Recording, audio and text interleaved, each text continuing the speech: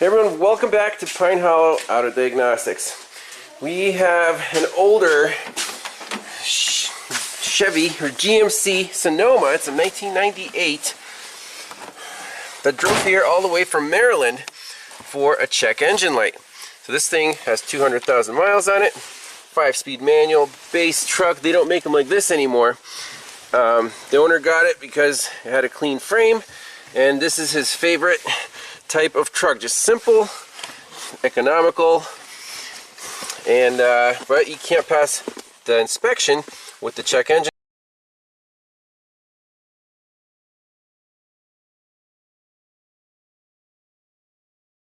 light on. So let's scan it for codes. I think it's some kind of EGR problem. He said he replaced the EGR valve already, but we have the P0404 and a P1404. Desired open position performance, closed position performance, and this test right here, circuit low voltage, that says passed. So these two codes, let's diagnose it. Alright, let's do a quick visual inspection. There's the EGR valve, brand new. The owner did bring the original unit with him because I requested that. And what do we have going on here? Some kind of wiring bypass. And then near the PCM we have all kinds of butt connectors and yellow tape, so there could definitely be a circuit problem here. And I asked him, what brand EGR valve did you install? He said, I went on Rock Auto. I didn't get the cheapest one, the SKP brand. Well, it turns out the SKP brand is the cheapest one, so I can't trust this yet, but let's look at live data and see where this EGR valve is. We can plug this one in, see where that one is, and go from there. So under live data, if we go to EGR actual and desired position, that's all I want to see.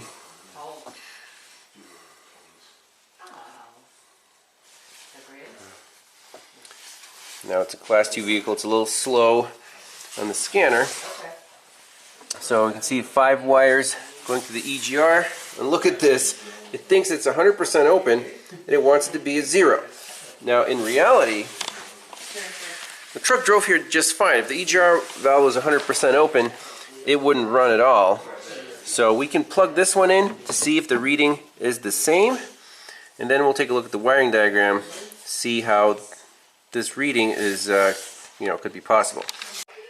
So I plugged in the original valve, and we have something weird going on with our position. It's almost 100%. If I wiggle the connector, I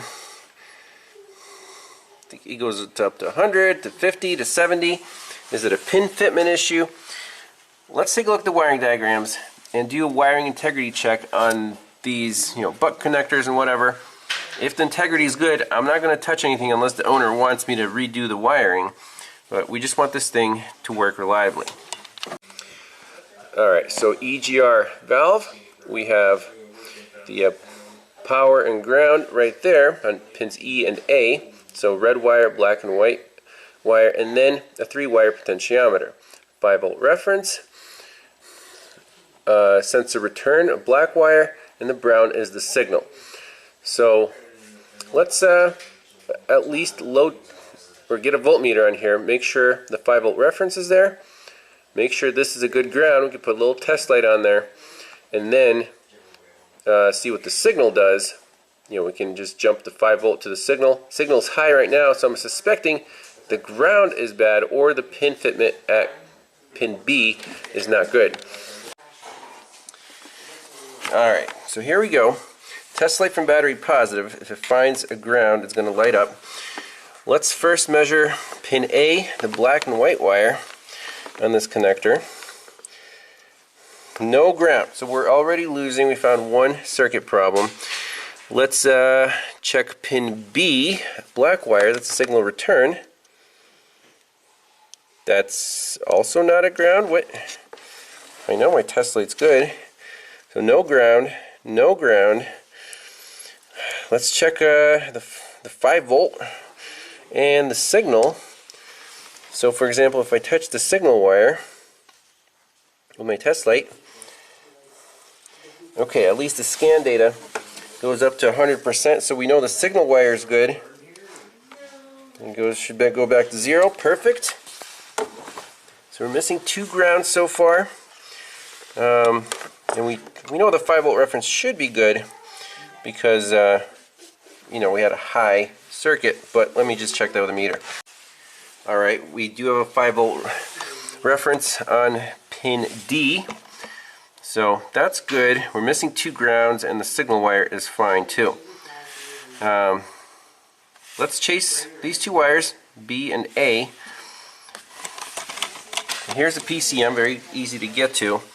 And the reference wire, the ground, should go to C1 pin 66. Alright, well there's one ground wire here which is bypassed, and it looks like the white and black, that would be pin A. And with my test light, you know, it's a buck connector, okay, but it's definitely good on this side of the connector, but it's not good at the pin. How is that possible? Let's unwrap this little piece and see if there's a surprise waiting for us. Well, there's one problem. I just pulled in the wire, pulled right out of the pin, and let's just check that this is a good ground. It is, so we have to repin that one. We could have a similar problem with the next ground wire. Yep, there's broken wires at the connector, so that's good. So we have to repin 2 wires, and this truck might be fixed. Okay, so for this connector repair, we have to remove the pins, and to do that, there's a little tab that you have to lift from this side, and it pushes this way. So we have to feed the wire through, solder it on, and push the pin back in. So this wire we're gonna just reuse, strip it back, solder it to the pin. The ground for the actual valve, I removed that bypass ground, and the original one is still here, and we know it's good because the test light says it's good.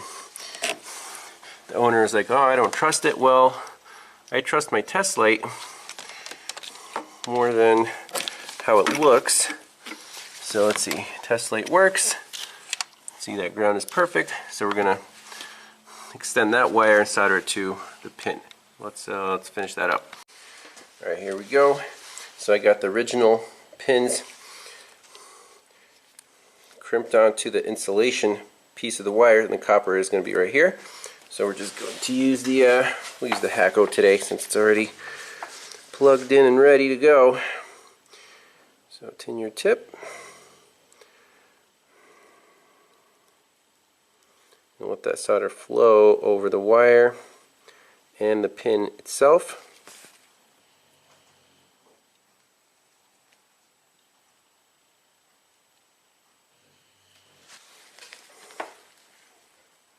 Looks fine. Same with this one.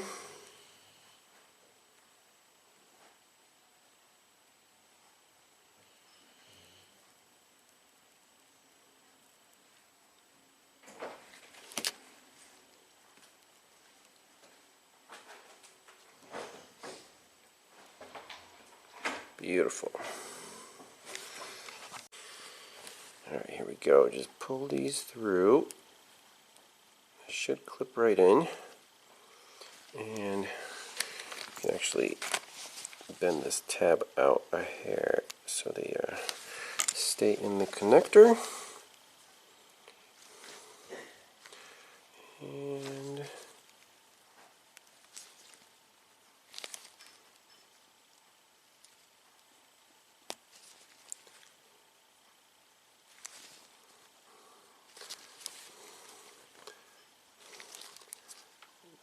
a little bit of help.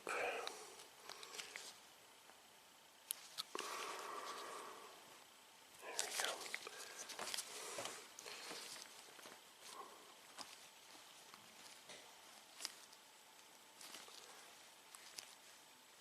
Okay, I want to make sure it stays in there. And then this one looks spread. So we're going to come back in here with a pick and try to close that up.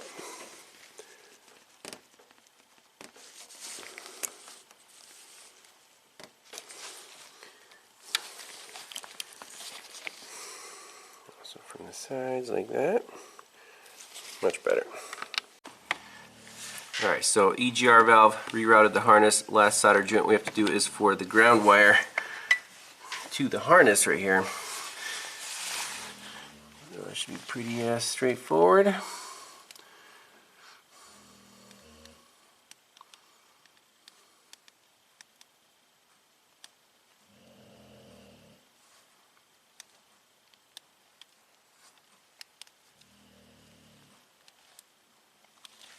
Beautiful.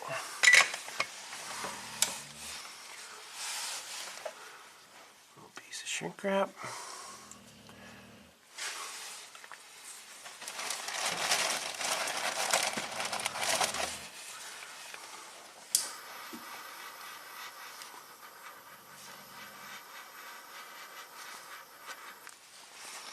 Alright, let's get the scanner out, make sure everything works. Now again, we can actually do a bidirectional test since this is a linear valve. Make sure it passes. Alright, so let's jump into the engine computer. We'll clear all the DTCs out right now. Okay. Read trouble codes. No codes, excellent. Now, let's do this actuator test. Engine output controls, EGR solenoid, commanded state, none. So we can add the data stream for the EGR. Okay.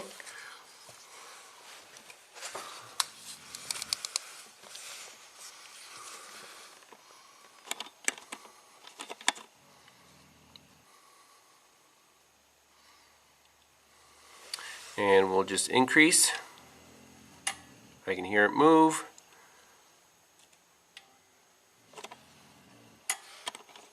Yep, 20%, 30%, 40, 50, 60, let's go all the way.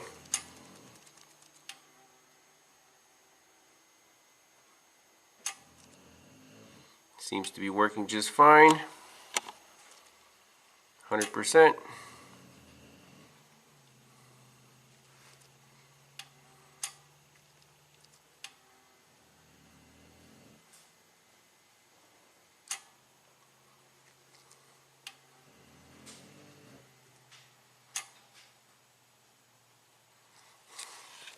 Alright, I think we're fixed. So I'll let the owner drive this GMC.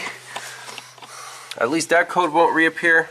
He might have other codes that, you know, set once the EGR passes. But you know, customer complaint addressed.